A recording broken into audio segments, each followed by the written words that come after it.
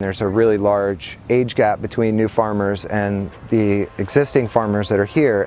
South Carolina has a really long history in farming, and unfortunately what we're seeing now is that there really are a lack of resources for folks that are interested in getting engaged in farming. There's 1 to 2% of Americans, the workforce, are farmers. And that's ridiculous because every American eats food. We have a great atmosphere, we have a great ecosystem, we have a great ability and long seasons to be able to grow a lot of different varieties of vegetables and fruits here. And so I think that a lot of these young farmers want to take advantage of that, and they want to grow more unique varieties of things, and they want to bring things in that haven't been seen here before.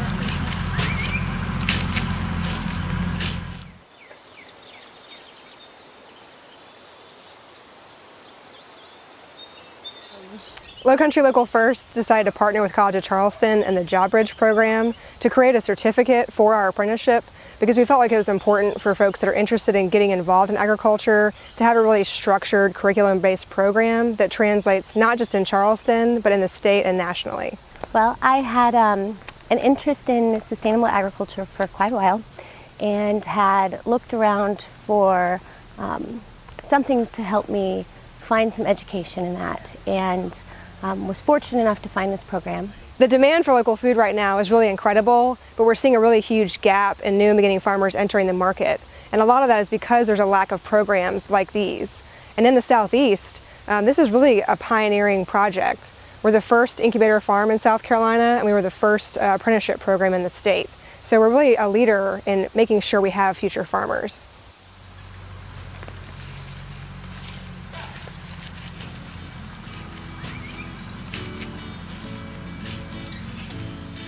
This program has changed my life already. I've definitely had so many different networking opportunities to get my name out there, to actually work with farmers and find out what kind of produce they have. I think just having graduated the College of Charleston and then being a part of this program, it was attractive because I wasn't sure what I wanted to do right away. I knew I wanted to learn about growing, but I didn't know to what capacity. So this program was just, it pretty much was the perfect opportunity for me to learn how to grow and network with people in the community to eventually lead me to a job or an idea, a closer idea about what I want to do. For our participants that opt for the apprenticeship component, it's really a great opportunity for them to work one-on-one with an experienced farmer in the field. And those farmers range from 1-acre intensive vegetable production to 70-acre organic production, livestock, dairy. It's really an incredible opportunity to really get that hands-on, behind-the-scenes experience on a working farm. And that's where we're really seeing that community building and the real-world experience of what does it mean to be a farmer. A lot of people don't really know how hard it is to actually farm, even if it's a small farm. It's extremely challenging that a lot of people don't realize how much business is involved with having a successful farm. Our program is really focused on handling both the production and the business sides of farming, and that really makes us stand out in the field, because for a lot of small farmers there's so much focus on the field-based training that they kind of miss the business piece. And it's really important for us, for our graduates, to be able to move beyond this program and have successful businesses. And making a certificate program really helps take that up a notch and provides them with that opportunity. The group together has been amazing. The mentors, the experience with them is priceless. But the big thing for me has been this community that you get to be part of that's so much bigger than just this program. You know, it's really about people coming together and taking care of themselves and helping their neighbors, and to be part of that is priceless. All of those things, everybody working together, the energy that is behind it is what makes this possible, makes this whole thing possible. There's no way that I could do it without all of the mentorships and just everything that we've done to make this happen. It just wouldn't be possible. Sustainable ag is something that can touch people in all corners of the world. This is a skill set that you get to take with you wherever you go, and you know, hopefully pass it along to your community and just give something back.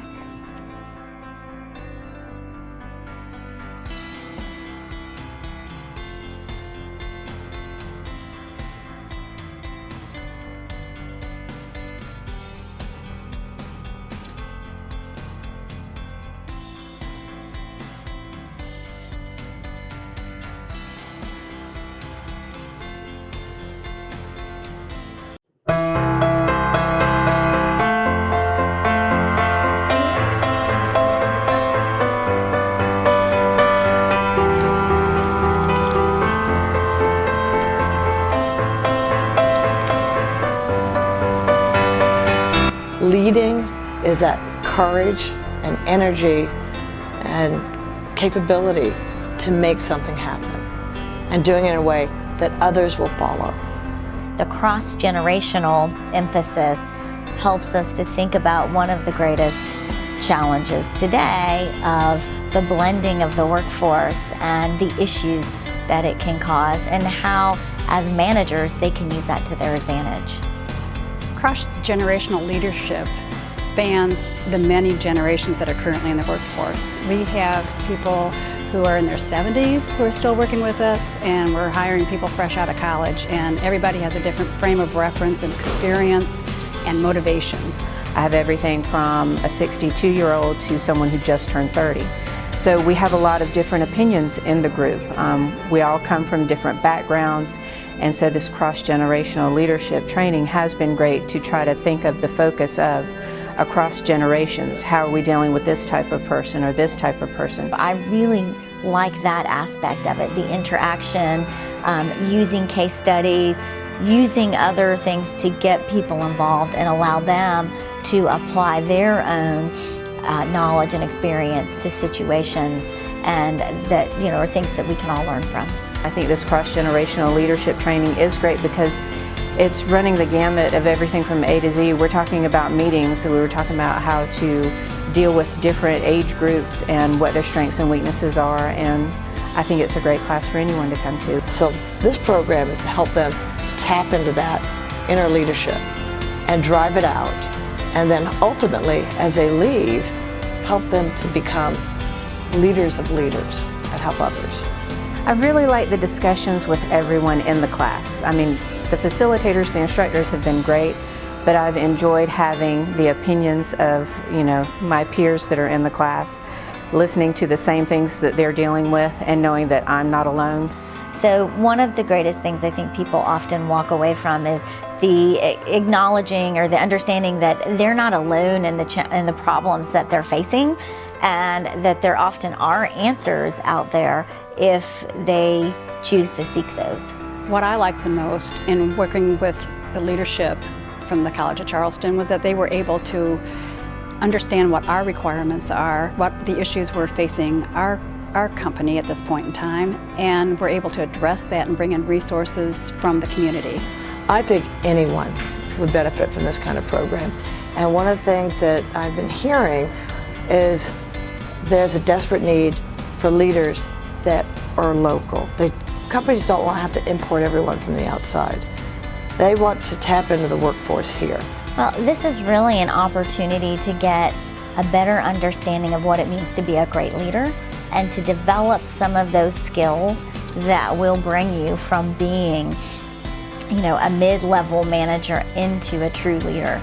Our employees are our most valuable asset, and we need to continue to invest in their capabilities. That's our next generation to replace us. So they need to be ready and capable to continue to make these contributions to the company. For me to feel like I've been successful in helping them grow is to help them see how they can do it and give them permission to be great. The feedback from this course has been very positive, and we're looking forward to getting a second round of courses for our emerging leaders and mid-level managers, and being able to address, again, the needs that they have to help them grow and develop. It's an ongoing process. Well, a lot of times with a lot of my students, we stay in touch with each other for years. They'll send me emails, I just got promoted. I don't know who's more excited, me or them. And because I knew that they could do it, and just help them be a part of that. I just think it doesn't get any better than that.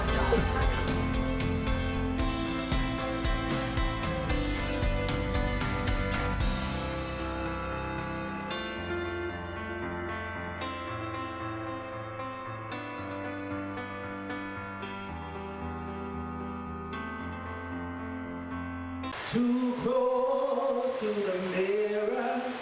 Friday evening, friends and family of 19-year-old Ariel Morgan sang uplifting songs, they prayed for peace in the community, and they eventually walked a candlelit procession, all in memory of a teenager who was taken too soon. The gunshots just came out of nowhere. Christian Simmons attended the vigil on Friday. and also told us she was there the night Ariel Morgan was killed. I had a fun night, but it ended terribly. Authorities say the block party, with hundreds of attendees, eventually got out of hand. Ariel and other young people were actually tweeting in the hours leading up to the shooting about their suspicions that something at the party may go wrong. Sadly, they were right. And because of this recent violence, people in Moncks Corner took to the microphone on Friday night to stand up against the killer or killers who took Ariel's life.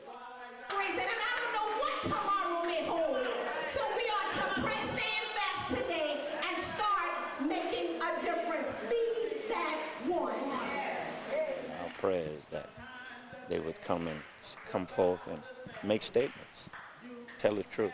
You know, the rumor said that, you know, what happened, it had nothing to do with nobody in the community.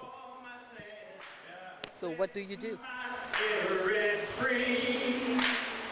As people here in Berkeley County continue to pray and unite to stay strong mourning the loss of Ariel, authorities at the Berkeley County Sheriff's Office want people to do the same, except they want people to come forward with information about the night of the block party. They say it's still a very live and active investigation and no arrests have been made. In Berkeley County, Matt Alba, News 2.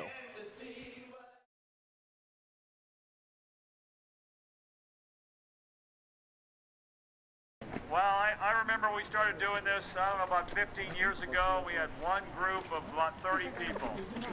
It took us about 6 hours, 7 hours to deliver toys. And we've grown to this. Hey, good morning, Follower Channel 2. We're here for Toys for Tots. Merry Christmas. Come on out, Drayden. Hi, how are you?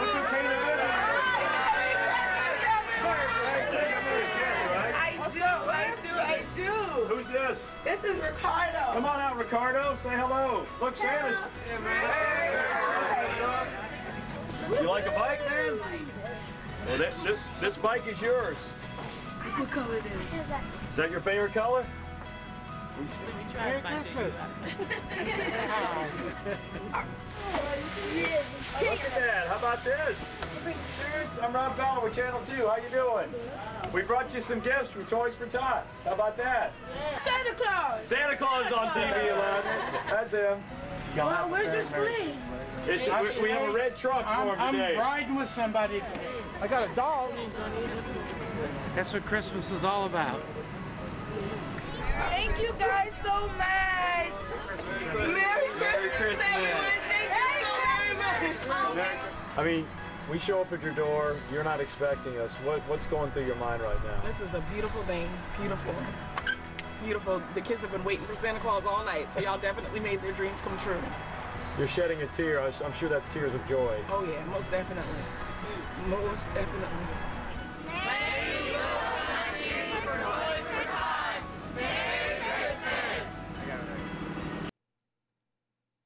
If you wanted a takeaway about Hugh Buyck from Monday's memorial service, where balloons were released at sunset, it would be that he was well liked and had very good friends.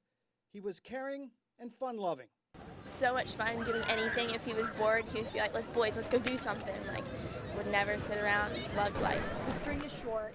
Those from Wando High and others he connected with throughout his 17 years filled a sliver of beach to pen a note onto a balloon. Their written memories would soon be launched into the sea breeze and quickly fade from sight. I think we're all here because we miss him so much, and we know he's in a better place. It's tragic. We're all going to miss him. All shared in the experience, which helped them cope with the loss of a spirited friend. But they also shared another common thread. You know, you just kind of realize how precious life is and how everything can just change in 1 second, and you just have to be very careful nowadays. And Father, help us to know that we are not alone, even though we don't understand every why, and we may not understand every reason. Their young lives shaken up by tragic and abrupt change, while they share memories that will live on forever. Amen. They are all reminded of how fast it can all go away and fade from sight.